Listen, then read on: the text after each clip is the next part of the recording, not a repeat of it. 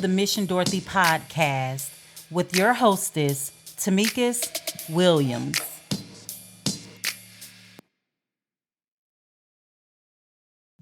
Hello. Thank you so much for joining us here at Mission Dorothy, the podcast. Yes, I know. I have been missing. And simply, it was for the holidays. I was trying my best to be in tune with the holidays. Had midway success with that. The holidays, I don't think, went as great as I would have liked for them to go. But hey, you live and you learn and you keep moving forward, right? And so the blessing out of it all is that I'm still alive. Right? I'm still alive, still able bodied, still have my mental capacities, still have, my blessings, such as my family and friends, and still blessed with my business and being able to help my wonderful clients get to where they're trying to go in life. And so today, I wanted us to start out our New Year episode with the thought about happiness. We have stepped into this new year of 2020, and I'm sure that a lot of you guys have. And if you have not, please take a good 30 minutes to take a piece of paper and pen, sit down, and just jot your thoughts about your life in different areas, such as your belief system, your finances, relationships, self care, your mental health, your emotional state, um, finances, goals. Like, really sit down and just kind of take a look over when it comes to your life and write out what you intentionally planned on doing in 2019. What did you accomplish? What did you not accomplish? And go ahead and add that did not accomplish to your 2020 list. But I hope that you took time out to celebrate your successes in 2019 so that you can utilize that as energy and fuel to be able to move forward here in 2020. As they say, 2020 is in hindsight, right? And so that's why I'm asking you to go back and let's look at 2019 and figure out what need to change, what was the successes, and what are you carrying over into 2020 that could possibly work for you or work against you. This is also an opportunity for you to take that vision board from 2019. For those of you guys who attended our vision board party, and let's update, right? Let's take that vision board, look at what you were able to achieve, and let's take the things that you were not able to achieve, keep those on your 2020 board, and let's add to it. Okay? Please, please, please, I cannot stress this enough. Please take a look back at 2019 and celebrate your successes. We are so famous for overlooking our successes and not celebrating them, but moving on to the next thing. And then when you're trying to complete the next thing, you are lacking motivation and excitement, and that self-doubt start to creep in because you forgot all about what you've achieved up to that point. So it's always good to, in hindsight, go back and look at your successes and utilize them as fuel for your future goals and endeavors. All right. All right. So 2020, I'm excited about 2020. I am excited because it's just another year for us to move forward here at the podcast as well as in the program Mission Dorothy, to be able to enhance the lives of women across the world and to be able to help you guys to achieve living authentically and building that self esteem up so that you can live a happy life, right? So that you can thrive in this life that you've chosen for yourself and not just fall into that old hamster wheel of surviving instead of thriving, right? So, let's talk about happiness. So, when we look at happiness, there are different contributors to our happiness, right? But what I want you to remember first and foremost is that it is your responsibility to create your happiness in your life, right? If we go back to the six pillars of self esteem and we look at self responsibility, remembering that it is not anybody else's responsibility to enhance your life, or I'm sorry, not enhance. Let me take that back. It's not anybody's responsibility to make you happy. It is your responsibility. Other people can come in and enhance your happiness. They can contribute, but it is not their sole goal, job, objective to come in and make you happy, right? You want to already have your source of happiness within you, which it is. You just have to discover it and nurture it and utilize it daily. But it is also even more fulfilling to be able to have other people in your life who can contribute to your happiness, but also who can benefit from your happiness, right? We have to be able to let that light shine so that we can sometimes shine for others when their world is dark and, you know, illuminate this world in our own special way, right? So when we think about happiness, there is a tendency for most people to, explain feelings of happiness or unhappiness in terms of external events when it comes to their lives. They may explain happiness by pointing to positives. They explain unhappiness by pointing to the negatives, right? But I want you to remember that even in the negatives, you can find some positivity. It's a lesson in everything, right? Even some of the most traumatic moments of your life, there's lessons that you can take away from it. It may be what not to do, it may be, um, you know, kind of hard to find the lessons in traumatic situations. But in hindsight, once you've been able to heal from that situation, God will show you uh, insight into the situation. When I think about some of the things that I've been through in my life, especially with the work that I do, I can really understand now why some of those things happen because it helps me to connect with those that I serve, right? It helps me to understand what my clients are going through. And so that helps them to better receive me because they understand that I've been there. So, as if you've been listening to this podcast for a minute, you would see I don't mind sharing my struggles because they're not just for me, right? I do believe that we're here on this earth to be connected to each other. And my life is not just about me, my life is connected to other individuals. And so I want to serve them properly as I serve myself properly as well, right?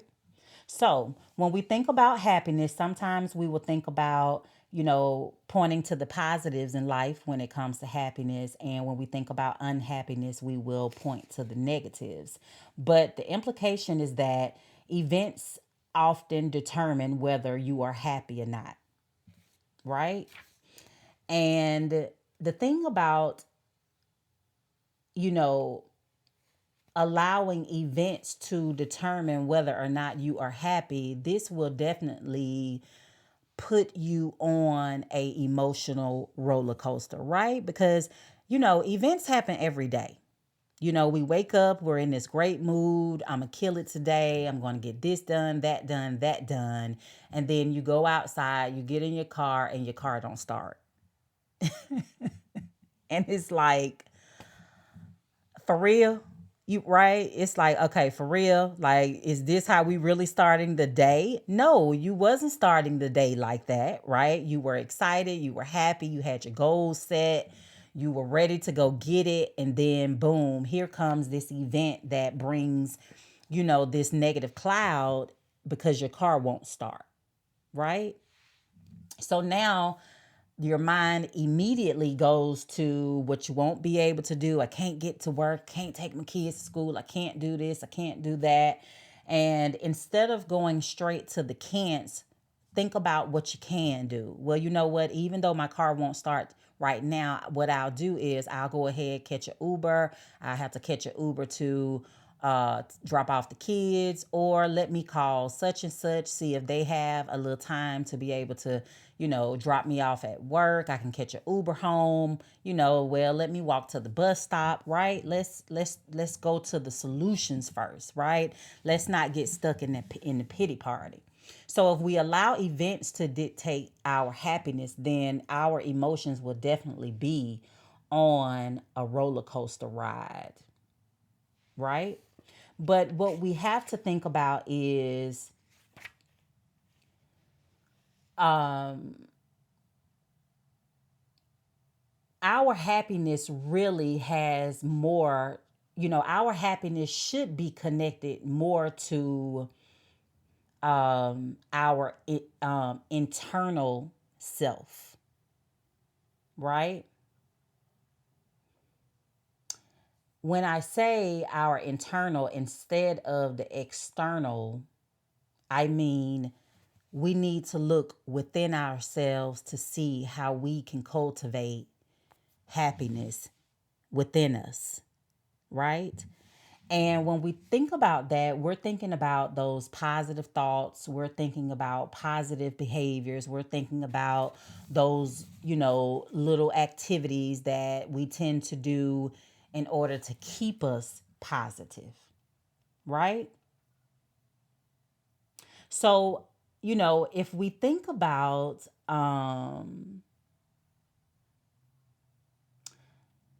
someone who is just basically inclined to be happy, right? Meaning that she feels happiness in her natural state and is happy significantly greater amount of time than not, right?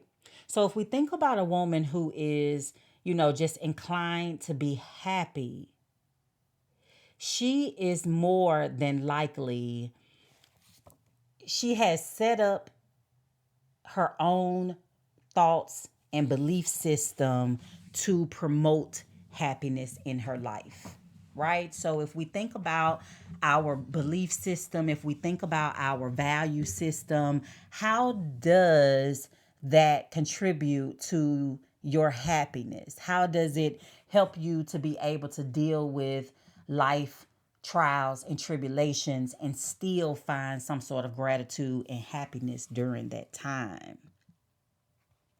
What are those little gratitude activities, behaviors that you incorporate in your daily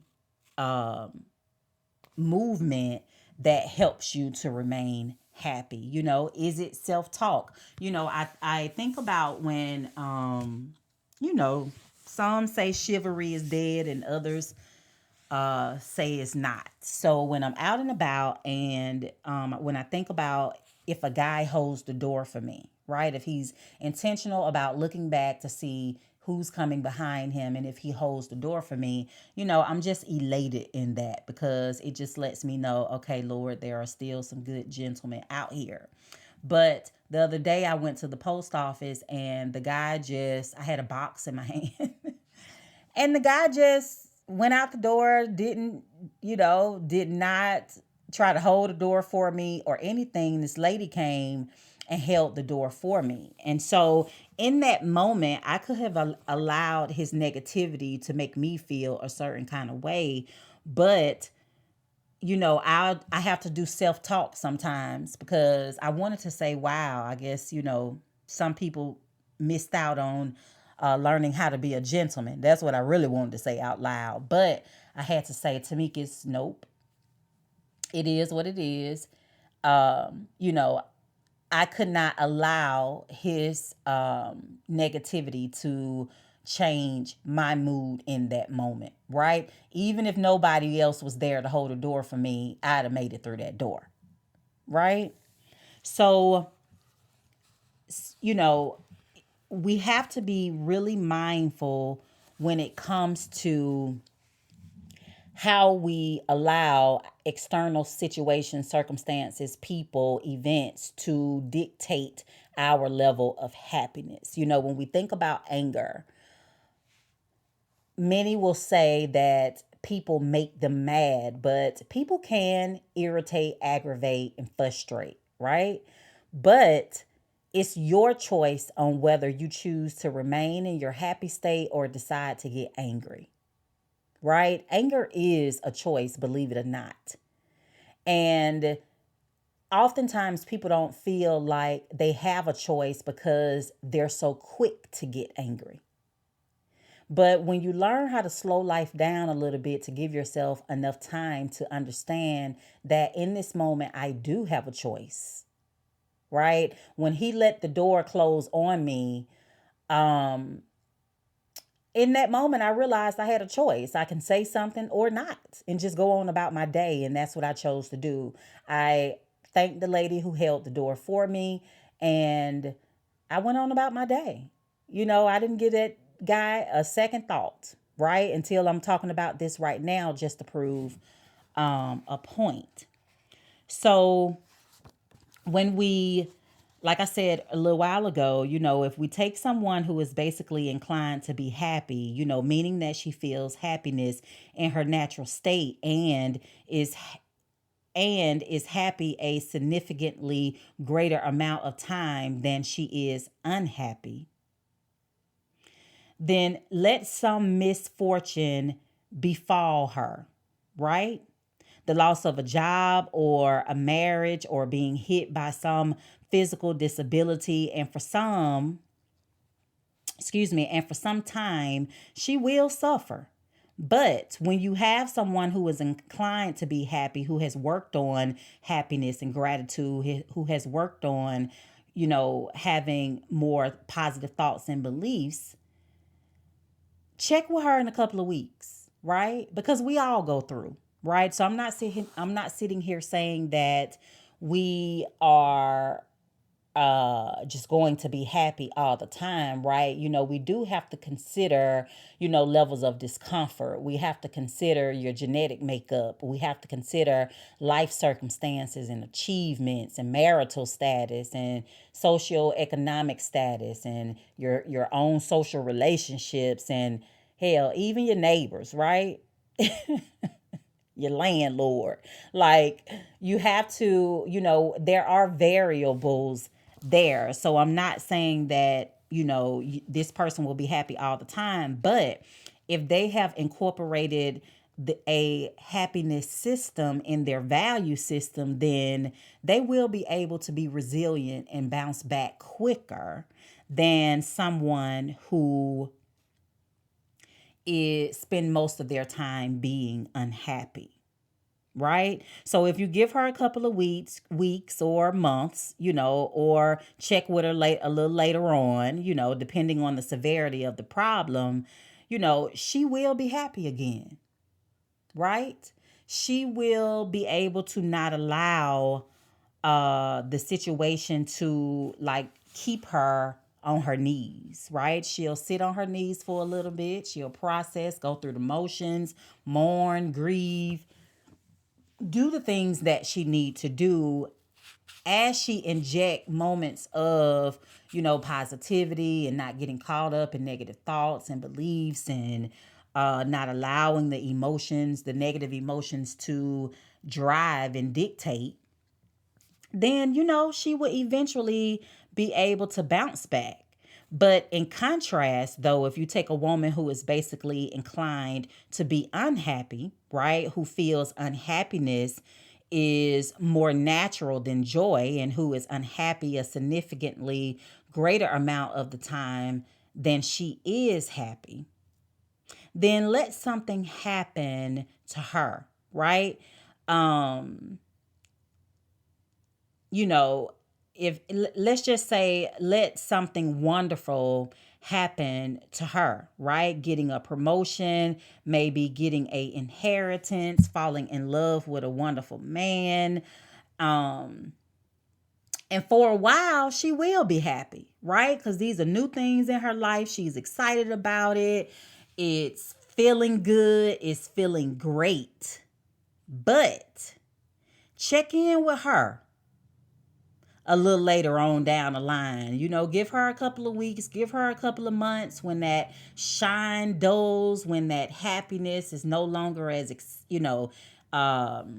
not as present, when some situations and events have occurred on the job, in that new position or in that new relationship, she will be more likely to be unhappy again, right? Because she has not interjected happiness systems in her belief system, in her way of life, in her day to day behaviors, right? So it ends up being this temporary happiness high that eventually deflates, right? So when we look at, when we look at the best predictors of a person's disposition to be happy, A, we want to consider self-esteem, and B, we want to consider the belief that we ourselves, rather than external forces, are the most significant shapers of our destiny, right? So, A, we want to consider that self esteem, and B, we want to consider that we are the force, right, within us. We are the greatest force to develop our happiness and to be able to sustain it, our internal self, not external forces, right? So, if we think about um, when we were younger and how happy we were. I do this today. When I look at children, I think about the excitement, like literally, y'all. The other day, where was I? This was yesterday. I was going to the mall to meet a friend, and there were a mother, it was a mother, and she had like a baby in her arms, and then she had two little bitty girls. They was probably like 6 or 7. And the little girl had like a little smoothie or some kind of like little drink in her hand. The other little girl, it was clear that they had just came back from walking the mall, and they went to the food court and ate. And the little girls were just like skipping and smiling and laughing. And it was freezing outside yesterday evening. But as I was waiting for them to pass by, and I was waiting for a car to back out so I can get the parking space, I sat there and I watched the little girl skipping. And I just thought about how happy she must feel in this moment, right? Regardless of the fact that it was like really cold last night, the wind was blowing, but this little girl was just skipping her little self to the car. She was excited, belly full. She's with mommy and her siblings and, just kind of feeling good about life, right? And in that moment, I was just thinking about, oh, how things change when you get older and responsibility hit, right? And so when we get older, it's like, oh, if I could just turn back the hands of time, like before the bills, before the commitments, before the, just the jobs, it was just that moment back in the day when your biggest issue was, what am I wearing to school?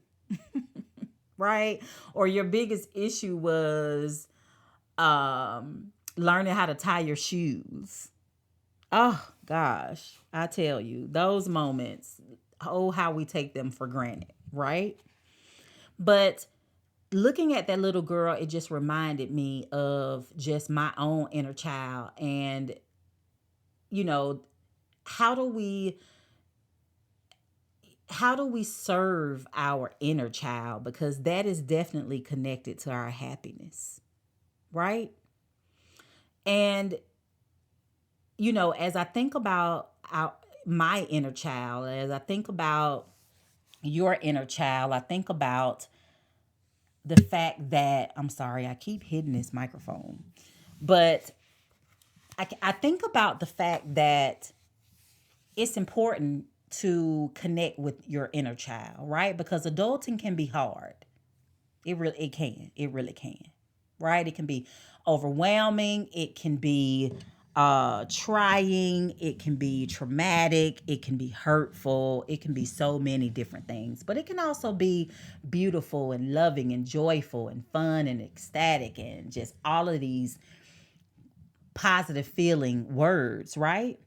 But when we connect with our inner child, it gives us an opportunity to kind of take a break from the adulting, which can also bring on a good level of happiness, right? Because when you are paying attention to that little girl within, when you're paying attention to the little, if there are some guys listening, the little boy within you, um, if you pay attention and really think about the things that you used to enjoy when you were little, right? Like for myself, I really enjoyed coloring.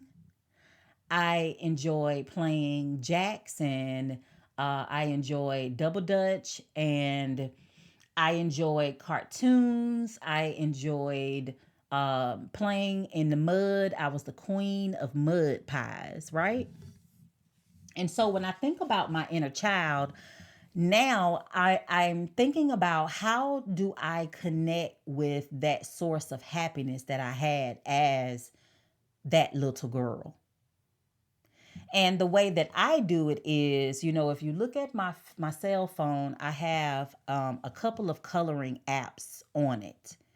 I still enjoy coloring. As my daughter was getting older, when she was a little girl, I used to buy those real big coloring books, like the real big ones that you lay out on the floor and you just kind of lay down and the page is like half of your body length, right? And I used to buy those and she would lay on one side, I lay on the other. She would color her page and I would color mine. And I just miss those little moments there, right? Of injecting happiness into her, but also injecting happiness into me because in that moment I became her age, right? Around 6, 7, it was like when we laid on that floor together, we were two 6, 7 year olds coloring and just kind of lost in the world of color and art and happiness and togetherness. And it was just such a beautiful moment. And so now as an adult, I still utilize coloring apps. I also have a couple of the adult coloring mandala books and adult coloring books because I still enjoy coloring, right? And to me, when I think about coloring, like I absolutely love color. Like I just love color. I love color so much to where I don't like to print in black and white. But of course I do, right? Because it is cheaper. It's cheaper. It's so funny. Side note: I went to one of the print the what is it? Supply stores, office supply stores, and had the guy print something out for me that I needed for one of my sessions, and the he printed it in color. And so when he gave me my total was like $35, and it took me by surprise because I was like, for what? And he said, because you printed in color. And I was like, so how much are the colored pages per page? And I can't remember the price that he gave me, but I just thought it was ridiculous compared to the black and white, right? So anywho, um, you know, I tap into my inner child by doing things that brought me joy and happiness when I was a little girl. And so now I do utilize the coloring. My plan is to, when it comes to making the mud pies, y'all, I was the queen of mud pies, right? Because I was this little chocolate girl who would go outside every day, almost like as soon as the sun came up, and wanted to stay out there all day until the sun went down, right? Until my mom would, come to the door and call my name, right? And now it's time to come in. And it's like, no, if I could sleep out here, I would. I just love the outdoors, right? But I was the queen of mud pies. Like how I would save, like anytime my mom cooked anything with, the little pie tins, like when you go and buy like a pie crust, a little tin that pies come in, I would ask for those because I had to go outside and make my mud pie, right? And I was not playing. I wanted the tin. I would make my little mud pie. If it had not rained, I would bring a glass of water out, get my little dirt pile, mix it up, make my little mud, slap it in my tin, and then I would go over and peel off some pretty leaves and get the little red berries off the tree, and I would decorate the top of my pies, and I was just in heaven, right? So then I would just let them sit out in the sun and let them get hard and take them out the tin and cut them up. And, me and my little friends would just act like we was at having a tea party. Y'all see me, I'm just going down memory lane. Like I feel the happiness radiating in my heart right now as I talk about it. Like my eyes are closed and I am just there, right? And it was just a moment of enjoyment. I loved how the earth felt in my hands, and I loved how the earth felt underneath my feet walking through the grass because I was one of those country kids. I'm from Georgia, so I took my shoes off when I was outside. Like I was the barefoot girl. I was the girl just as chocolate and black as ever, just skin just glistening and glowing, honey. You hear me? I stayed outside. Yes, I did. Like summertime, I was probably 3 shades darker, and I just absolutely loved it. And so, my mud pies was my thing. And so as an adult this year, I plan to look for a um ceramic class with the wheel so that I can get back to playing in the mud, right? I want to be able to take a ceramics class so that I can get on that wheel and get that wet clay and mold it and just go back to my youth and enjoy that, right?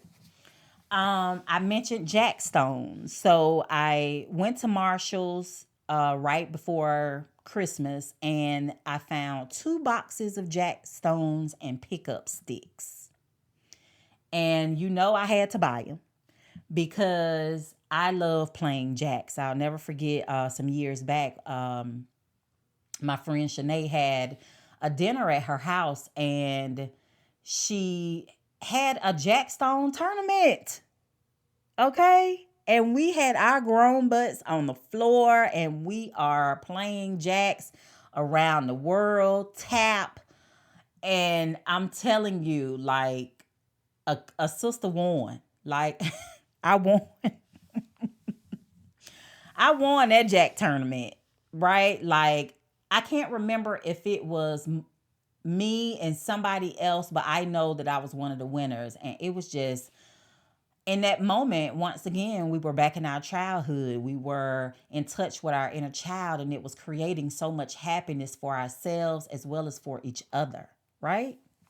So when we think about happiness, I want you to really think about how can you incorporate some of your childhood loves into your current adult life so that it can bring you a source of happiness, especially when adulting becomes hard, right?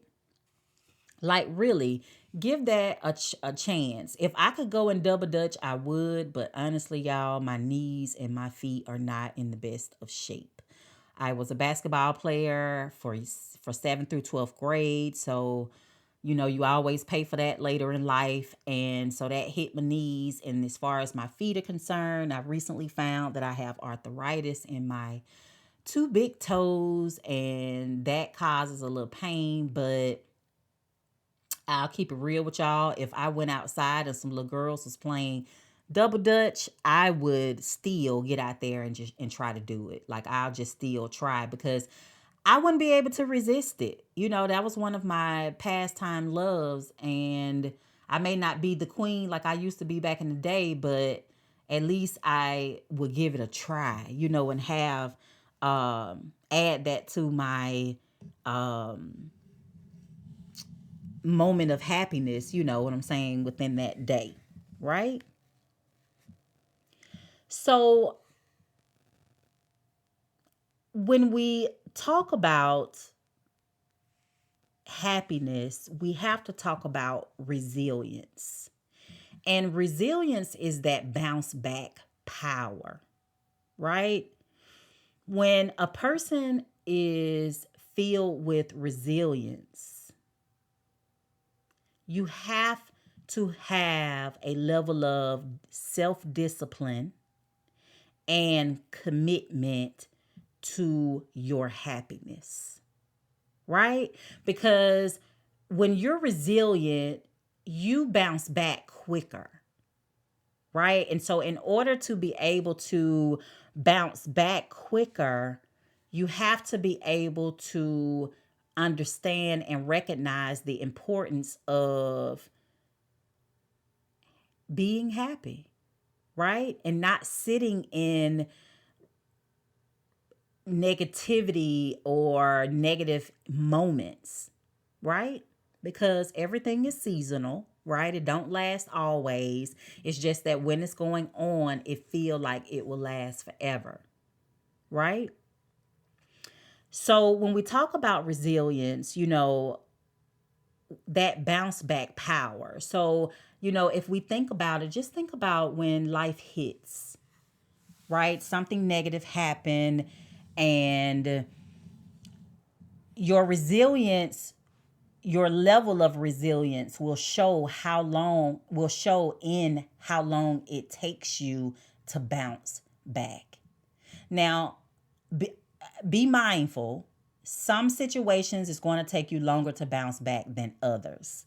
But the important thing is as long as you bounce back, because we all grieve in our own time frame, right? You can't put a time frame on healing.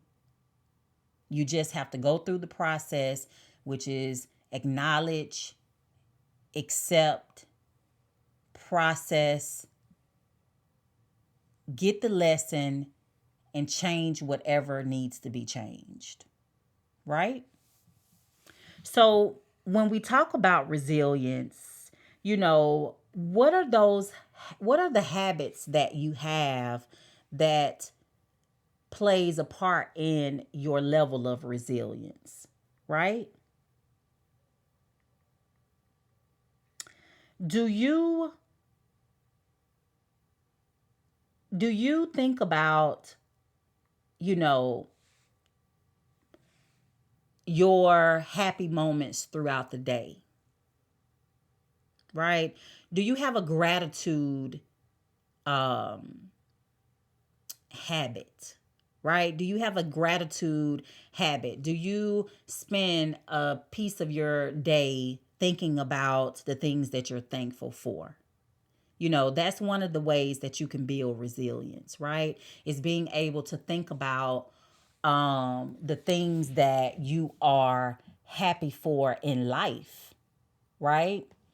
Um, because when we focus on those things that contribute to our happiness, that have made us happy, that we those things that we are thankful for, that we're grateful for, that we appreciate, that helps when it comes to resiliency, right? That whole recovery, it helps you to bounce back a little bit quicker out of a negative mood when you start to think about the things that you are happy for, right? Because it becomes a positive distraction and it takes you away from the negative. Um, it takes you away from the negative aspects of, you know, whatever the situation is, and it helps you to focus more on the positives. So if you're going to be resilient, resilient means that, okay, this happened, but I'm happy that it wasn't any worse than what it was.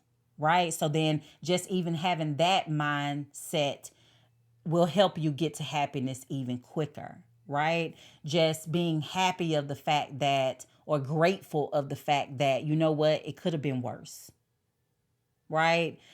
Being grateful of the fact that you took time out to learn the lesson in whatever negativity presented itself, right? So, gratitude is a way for you to build on your resilience, just by taking a stock of the things that you are, you know, grateful for. That will help you to um, bounce back a little bit quicker. Another thing that will help you bounce back quicker is looking for the lesson in the situation, right? If you look for the lesson, so instead of ruminating on the negative um, effects of whatever the issue is, instead of asking the why questions, why does this happen to me? This always happens to me. Every time I do this, every time I do that. Look, that was me. Like for real, just over the holidays. I'm gonna keep it real. Like, I don't know. I just was feeling a certain kind of way. I was having a hard time getting into the holiday spirit. And, some of those woe is me thoughts did come up, right? Um, but um, I had to start to think about, okay, instead of me focusing on why, what about how? How can I get out of this negative outlook that I have here at the holidays? How can I work toward finding happiness during this holiday season? I was just having a hard time getting in the holiday spirit, right? I had a lot of things going, on my mind. I had a lot of things going on at one time.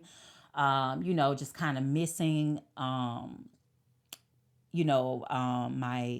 oldest sister. I lost my oldest sister in 2016, and holidays just have not been the same.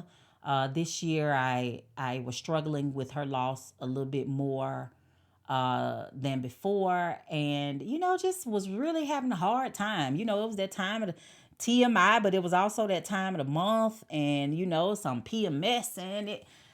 Oh, honey, it was just a mess, right? But I had to figure out, okay, how can I get out of this feeling? I was trying, y'all. I was trying. I had ordered some cakes, just thinking that, okay, I'm gonna order cakes, take it over to my mom's house, and I have a cake here at the house. I put up my Christmas decorations. I tried to go out to the mall and just be around other people who were, watching people be in the Christmas spirits with their little Christmas sweaters on and hats. And like, I was really trying, right? And so, in hindsight, after the holidays, I had to ask myself, how can I not feel this way next year? Because Christmas and summer is my favorite time of the year. Like, I just absolutely love Christmas. I love the summertime. I love Thanksgiving too, right? But I had to ask myself how, not why, but how. How can I get out of this somber mood? And also, how can I not allow this to happen next year? What can I do to plan a little bit better next year to make sure that my level of happiness is present, right? Is radiating, is, illuminating, right?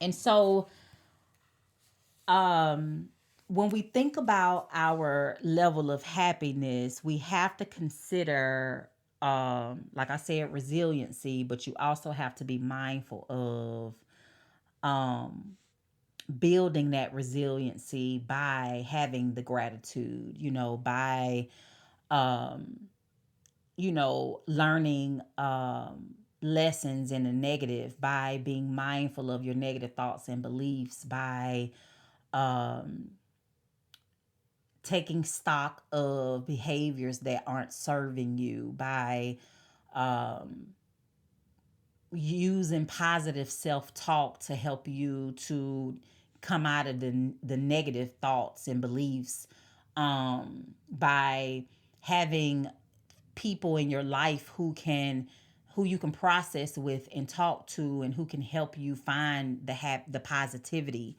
um by understanding that situations are temporary, and that um making sure that your expectations are not set too high to where you're setting yourself up to fail.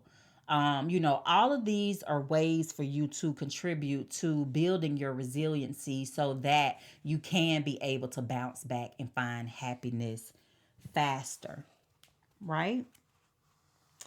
And so, it's important for us to think about a couple of things as we really focus on happiness and resilience, right? And I keep harping on this resilience because resilience is definitely key. It's key to your happiness, because happiness, especially when your happiness has been dictated by an external factor, right? Oftentimes we are let down because we attach unrealistic expectations to things, people, places, events, situations. And when they are not able to rise to the occasion, we end up being let down, and then we end up losing our level of happiness for the person, place, thing, situation, event, right? And so when we think about that resiliency, we have to think about a couple of things. First, we want to think about, you know, um, competence, right? When we think about competence, competence describes the feelings of knowing that, you can handle a situation effectively. And the more assured we feel of ourselves, the less self doubting we do, the more competent we can be, right? And the more competent we are, the more happier we are to do something, go through something, because we feel that we have the tools we need in order to be able to accomplish what we're setting out to do, which will in turn bring on happiness, right? The more competent we feel, the more happy we feel, right? And so, Tamekis, how do we develop competence? Well, you develop competence by learning how to focus on your strengths, focusing on any identified mistakes when it comes to specific incidents, empowering yourself to make decisions, healthy decisions, being careful that that your desire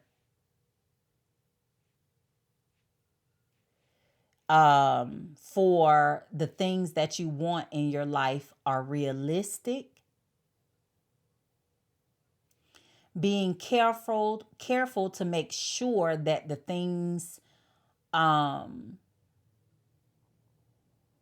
you set out to do, making sure that you don't have a mindset of feeling as if you're not competent to handle it. Right? And working toward strengthening your weaknesses. Okay? So let's move on to the second tool that you would need to focus on when it comes to resiliency and building happiness. And this will be confidence. You want to really work at building confidence in your own abilities, right? Because the more assured we are about what we can do, which goes back to competence, the more happier we will be to follow through with what it is that we're trying to achieve, right? So if we look at confidence, we want to be able to build confidence in ourselves by focusing on the best in yourself, right?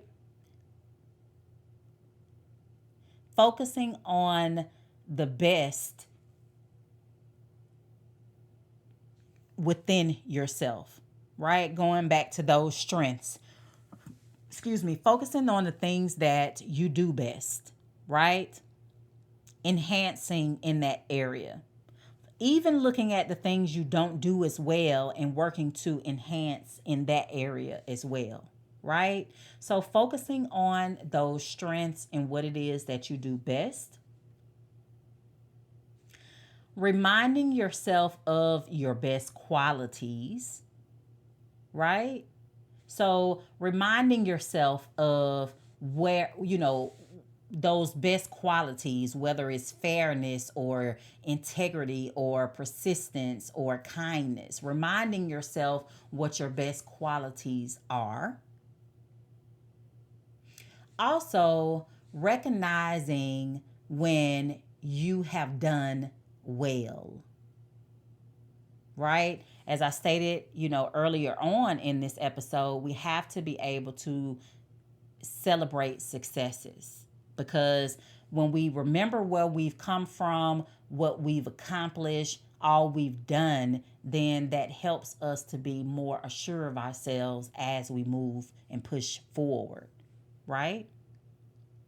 We also want to work toward praise, right? When it comes to specific achievements, not diffusing praise that may lack authenticity, right? So we want to work toward praising ourselves to help build with this to build this confidence when it comes to specific achievements, right? We want to work at praising ourselves even when we just tried something. And even though we may have failed at it, still praise yourself just for the effort, right? Like I tell, I tell my clients, be happy that you made the move to even call for therapy, right? Be happy that you made the move to even look for programs and tools you can use to enhance living authentically. Because there are people still sitting on the sofa who have not made this move, right? Praise yourself. Give yourself some praise. It does not mean that you're arrogant, that you're self-centered, that you just, it does not mean that, right? It means that you are appreciating your gifts within yourself and your effort and your hard work that you've put in. It means that you are acknowledging your ability, right? That way, when you do it for yourself, you won't look for your family and your friends and everybody else to do it. And then you get let down and you're unhappy because you didn't get the external validation that you were looking for. Look for that validation within yourself, right? So praising your abilities, efforts, successes, those positive characteristics, like praising yourself helps to build that confidence as well. And last, when it comes to confidence, I want you to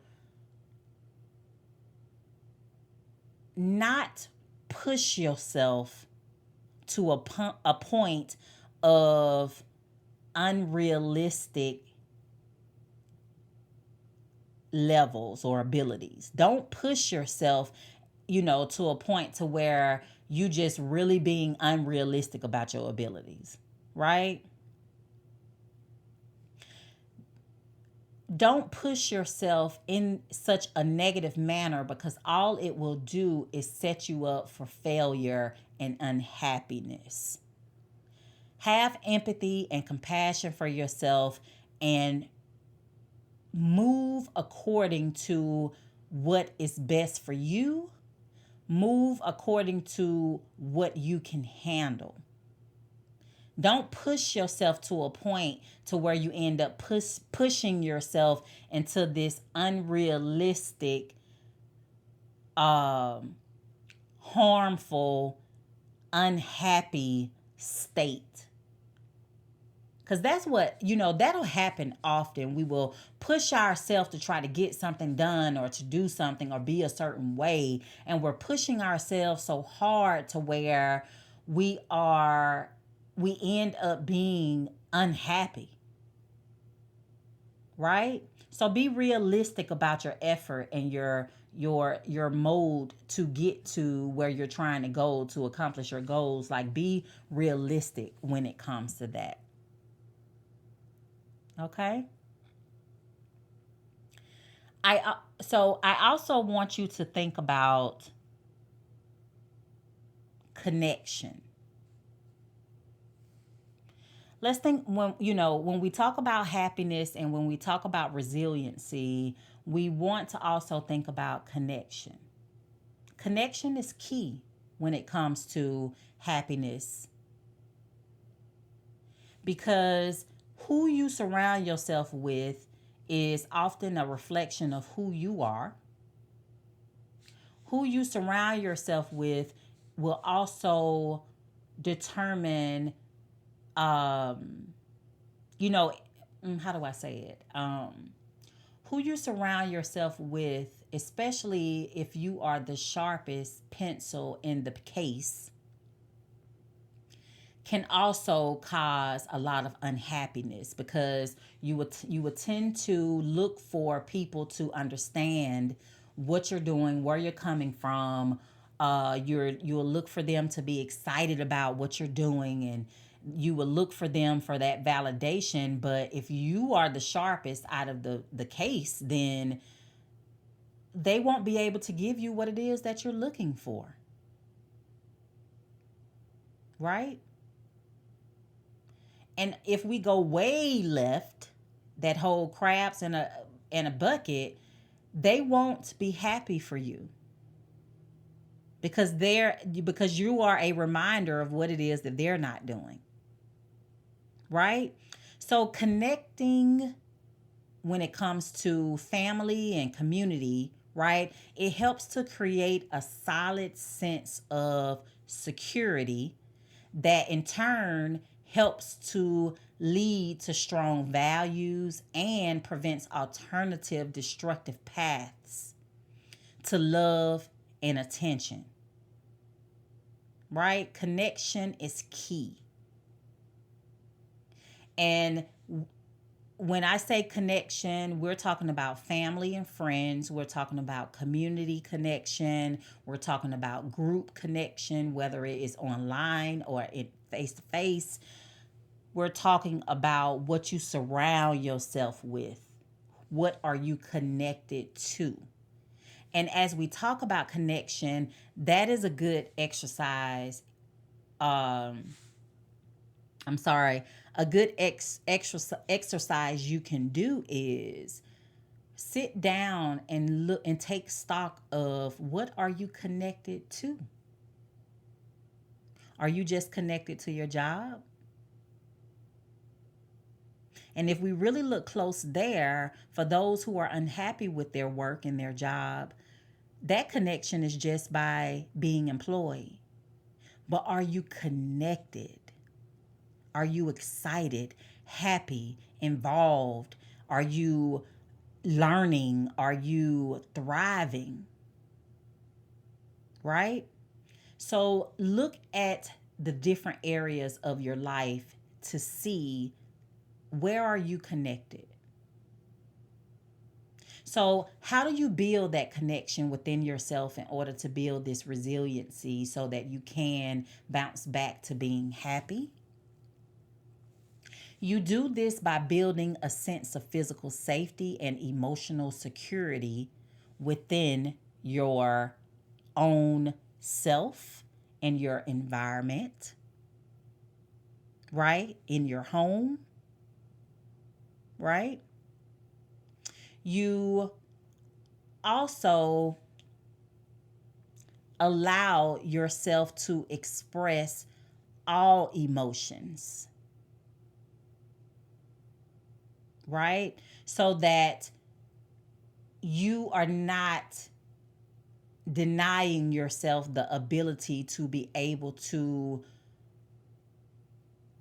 grieve, right?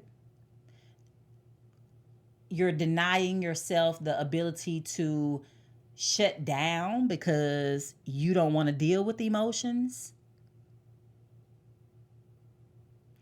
You are allowing yourself to avoid, right? Because you don't want to face the facts, right? So, allowing yourself to express your emotions is definitely key. You don't want to hold it in, let the emotions build up, not deal with emotions you are feeling. You don't want to hold and harbor negative emotions. Like, really learning how to express your emotions in a positive manner, right? Third, you want to be able to address conflict so that you can resolve problems, right? And you want to be able to address the conflict, whether it is with family, friends, on the job, those places where you are connected, right? Going back to number 2, you want to be able to allow yourself to express your emotions with your family, with your friends, on the job, those places and things that you are connected to, right? Fourth, you want to be able to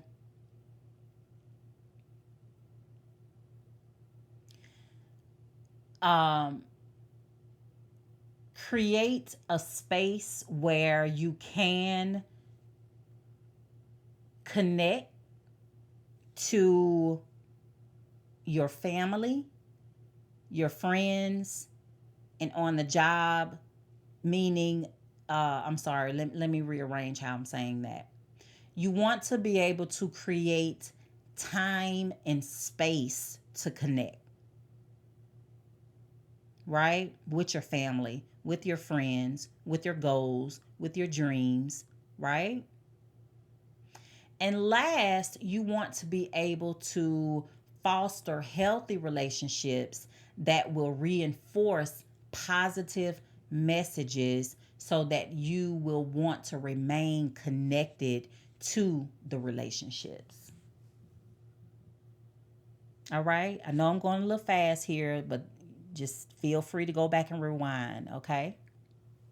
So, connection is definitely key. But, first and foremost, I want you to connect with you, right? I want you to connect with your authentic self,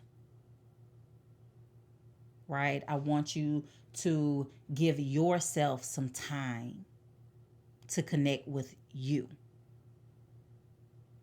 okay? All right. And lastly, let's talk about, as we talk about resiliency, I want you to consider coping.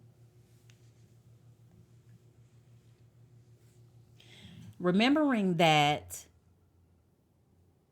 um, resiliency is connected to your source of happiness, right? The quicker we can bounce back, the happier we will be. But I want you to consider, how do you cope with the negatives in life, right? As we talk about self-care, there's been a surge in the conversation around self-care, being mindful, being intentional, right? And you want to make sure that your coping skills are in order, right? Because the more healthier your coping skills are, the quicker you will be able to get to happy, but also the longer you can stay in happiness, right? Because you're utilizing your coping skills, you're utilizing those tools that help to promote happiness, that helps to promote healing, that helps to bring you out of negativity, right? You know, learning to cope effectively, when it comes to stress, will help you to be better prepared when life becomes overwhelming and challenging, right? And so when we think about coping, we want to develop positive and effective coping strategies, right? And coping mechanisms are utilized when life gets tough, and instead of you focusing on the negative, you use your coping skills instead to help be a positive distraction, right? So when we think about coping skills, we're thinking about things that tend to bring us joy and happiness, such as, rest and relaxation, listening to music, talking with a friend, journaling, taking a long walk, going for a swim. You know, it can be those things that you enjoy doing, such as maybe washing your hair, taking a hot shower. A great coping mechanism when it comes to the shower is taking a dark shower, right? Maybe putting a little meditative music on in the shower. I mean, when you step into the shower, have a little meditative music on. spa type of music, cut the light off, and just get in the shower and just let the water hit you and really be mindful and focus in on how the water feels, focus in on the temperature of the water, um, taking a mindful dark shower is a great coping skill. You know, um, watching a comedy, stand up comedy show, that's one of my coping skills. When life gets really heavy and, things have, some trials and tribulations have come, I will come home and I will turn on a stand up comedy show on Netflix or Prime and I will sit on my sofa and crack up laughing, right? It takes away the stress and strain of the day. It helps to disconnect me from my day. It helps me to not focus on the negative. In that moment, I am focused on the comedian and the jokes and how it makes me feel. And I'm just laughing, sliding off the sofa, right? And so coping skills can be meditation, it can be yoga, it can be going to the gym to work out, right? It can be a hot cup of tea. It can be writing in a prompted journal, right? It can be reading. So there are so many different coping skills that you can use, but it's important for you to find coping skills that really work well for you, right? So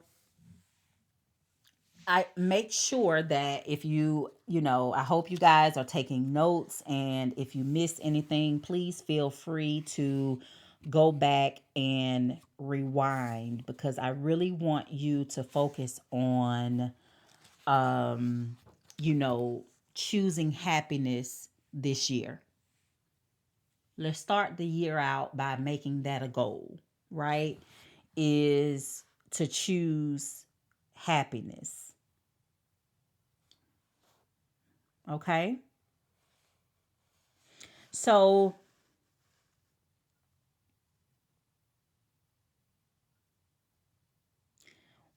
one of the things that you can do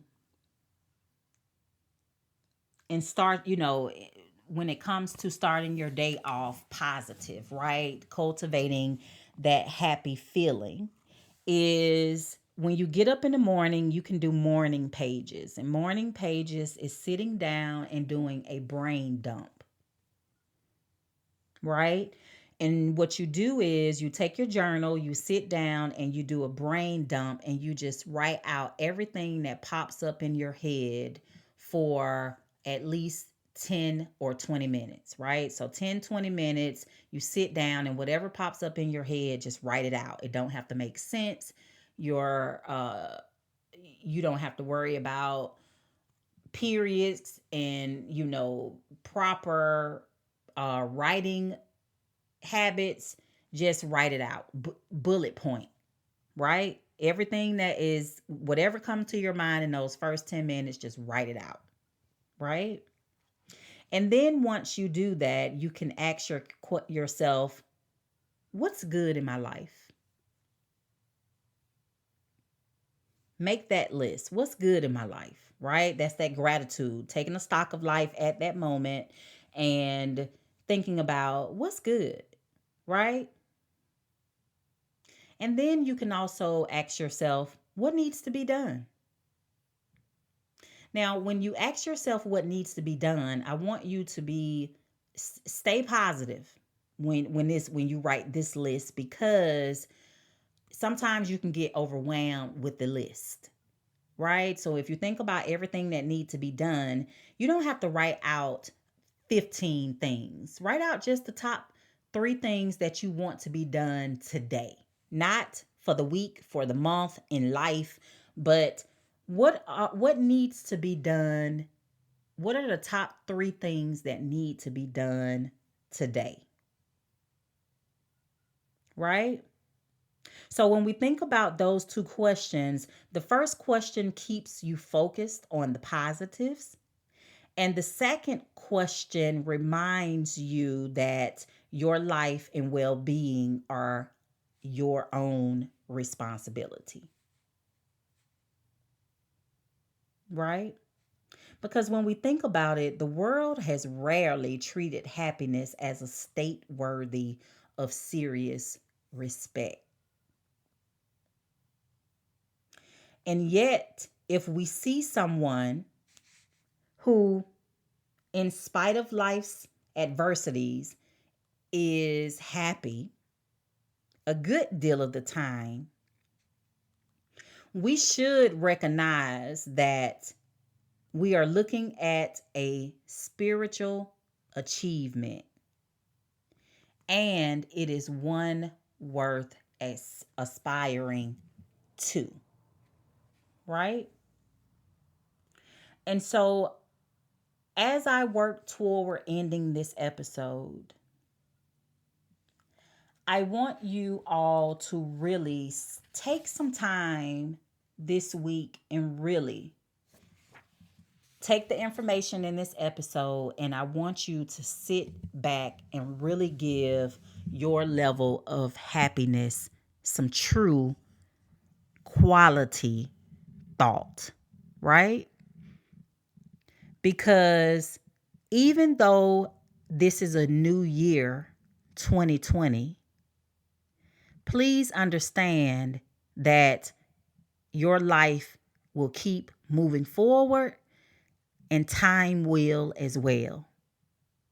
Time waits for nobody. And so when you think about and assess your level of happiness, have some empathy and compassion for yourself. Make sure you are realistic with your expectations. Understand that it is your responsibility and not someone else's. Understand that you have a choice in most matters. Understand that you have an opportunity in every second to make a more positive choice, right? Understand that your happiness is in your control and it is your responsibility. I can't say that enough. Your happiness is based on you. Okay? Not your mate, not your job, not your financial situation, because if we were to look in third world countries and that type of thing, you will see people being happy just to be alive, right? You will see people being happy who have never had a car, right? Who have never, had so many of the things that we have here in the US, right? Clean water, toilet tissue, shoes, right? Their definition of happiness would be totally different than our level of happiness. So please understand that you really need to give your happiness some time, some thought, some movement, because discomfort is going to come. How will you bounce back from it? How will you bounce back and get to happiness faster? Right? Think about your life satisfaction. and how you can increase it.